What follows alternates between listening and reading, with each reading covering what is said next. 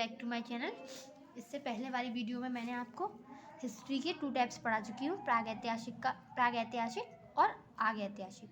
अब आज अपन ऐतिहासिक का कुछ टॉपिक पढ़ लेते हैं। ऐतिहासिक काल 3 टाइप में डिवाइडेड होता है, पुरातात्विक शोध, विदेशी यात्री और साहित्यिक। मतलब ऐतिहासिक का अपन को 3 चीज़ों से जानकारी मिलती है, पुरातात्विक स्रोत से, विदेशी यात्रियों से और साहित्यिक से। साहित्यिक में क्या है, धार्मिक और गैर धार्मिक। वे जो धर्म को मानते हैं, जो नहीं मानते वो गैर धार्मिक। धार्मिक में ब्राह्मण हो गए और गैर ब्राह्मण। गैर ब्राह्मण धर्म में कौन सा हो जाएगा, जैन धर्म और बौद्ध धर्म। कौन कौन से धर्म हो जाएंगे गैर ब्राह्मण धर्म में, जैन धर्म और बौद्ध धर्म। तो साहित्यिक में क्या है, अपना धार्मिक जो धर्म को मानते हैं, गैर धार्मिक जो धर्म को नहीं मानते। फिर धार्मिक में 2 टाइप का होता है, धार्मिक भी, ब्राह्मण जो ब्राह्मण पर ज़्यादा विश्वास रखते हैं, आस्था रखते हैं, गैर ब्राह्मण जो गैर ब्राह्मण धर्म कौन कौन से हैं, जैन धर्म और बौद्ध धर्म। इनका बहुत ही ज़्यादा प्रचार प्रसार हुआ था।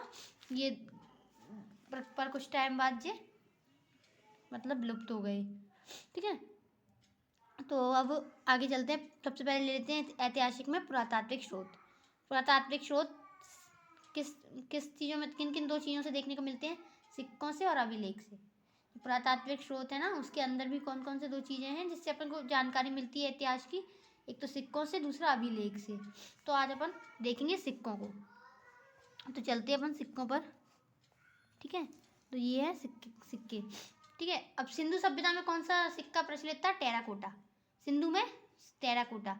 सिंधु सभ्यता का कौन सा प्रचलित था, टेराकोटा। इसे अच्छे से इसे अभी के अभी याद हो जाएगा ये अपन को। सिंधु सभ्यता का प्रचलित टेराकोटा, सिंधु सभ्यता का टेराकोटा, सिंधु सभ्यता का टेराकोटा। फिर मौर्य काल में कौन कौन से थे, आहत, पंचमार्क और पर्ण। 3 टाइप के सिक्के थे मौर्य काल में, आहत, पंचमार्क, पर्ण। आहत मतलब ये किसी चीज़ को ठोकना पीटना, जो ठोक पीट के बनाए गए थे वो गए आहत सिक्के। पंचमार्क मतलब 5 तरह की धातुओं से मिलकर बने थे, और ऐसे थे पर्ण।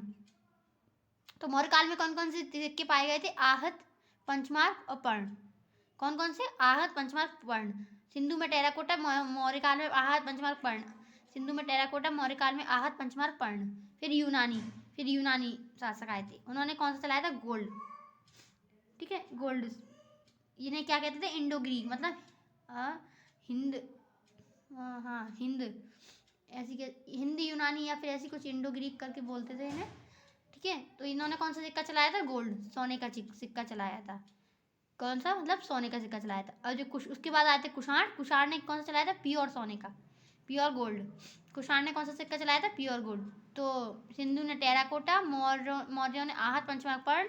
यूनानी आए थे तो गोल्ड सिक्का चलाया था, गोल्ड का। कुषाण ने प्योर गोल्ड का, मतलब इसमें थोड़ी बहुत मिलावट होगी, लेकिन इन्होंने पूरा शुद्ध सोने का सिक्का चलाया था।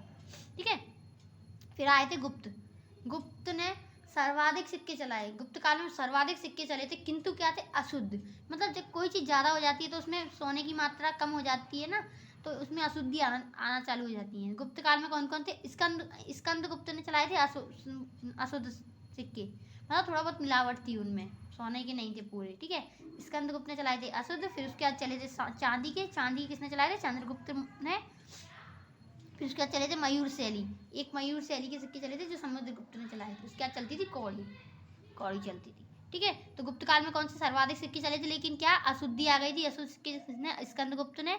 सिल्वर चांदी के सिक्के चंद्रगुप्त ने, और मयूर शैली के सिक्के समुद्रगुप्त ने चलाए थे, और कौड़ी चली थी उसके बाद। फिर सातवाहन काल में ज़्यादातर किसकी चीज़ें देखने को मिली है, शीशे की, मतलब शीशे के सिक्के वगैरह।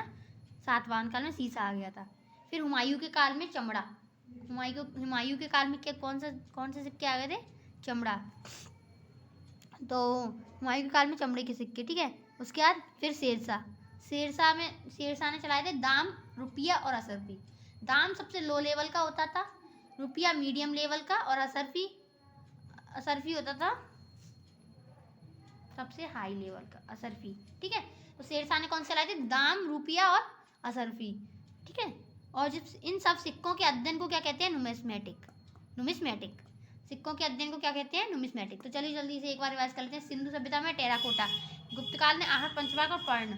यूनानियों ने गोल्ड का सिक्का चलाया था, कुषाणों ने प्योर गोल्ड का चलाया था। गुप्त काल में सर्वाधिक सिक्के चले थे, लेकिन उनमें अशुद्धि आ गई थी। अशुद्ध सिक्के चलाए थे स्कंदगुप्त के काल में। फिर चांदी के सिक्के आ गए थे, फिर जो चंद्रगुप्त ने चलाए थे। फिर आ गए थे मयूरशैली, फिर समुद्रगुप्त ने चलाए थे। उसके बाद कौड़ी।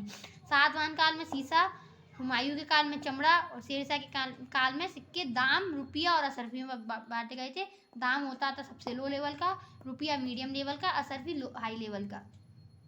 ठीक है, और सिक्कों के अध्ययन को नुमिस्मेटिक कहते हैं। तो याद हो जाएगा।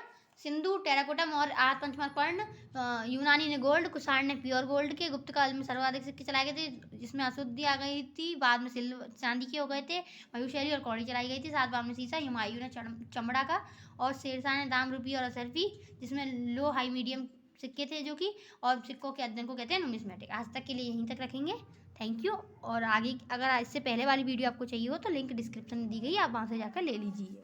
ठीक है, थैंक यू।